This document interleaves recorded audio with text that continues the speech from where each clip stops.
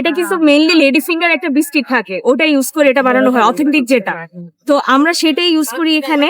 আর যে ক্রিমটা দেখতে পাচ্ছেন, আসলটা মাস্কারপোনে একটা চিজ ইউজ করে, ওটা অনেক এক্সপেন্সিভ হয়। সো আমি ওটার অল্টারনেট হিসেবে ক্রিম চিজ এখানে ইউজ করছি। ক্রিম চিজ, লেডি ফিঙ্গার, আর এটা লেডি ফিঙ্গারটা কফিতে সোক করা হয়। আর আমরা যে কফিটা ইউজ করি, আমরা অ্যাকচুয়াল কফি যে বিনসটা থাকে, আমার যেহেতু কফি মেশিন আছে, আমি এটা রোস্ট করে নিয়ে এক্সপ্রেসোটা ইউজ করি। মানে আপনি অ্যাকচুয়াল বিনগুলোকে রোস্ট করে বিনগুলো রোস্ট করে যে এসপ্রেসোটা আসে, সেটা পানির সাথে মিক্স করে এখানে দেওয়া হয়। সো অথেন্টিক যে ফ্লেভারটা আপনারা সেটাই এখানে পাবেন। তাহলে মূলত এটা হচ্ছে কফি তিরামিসু।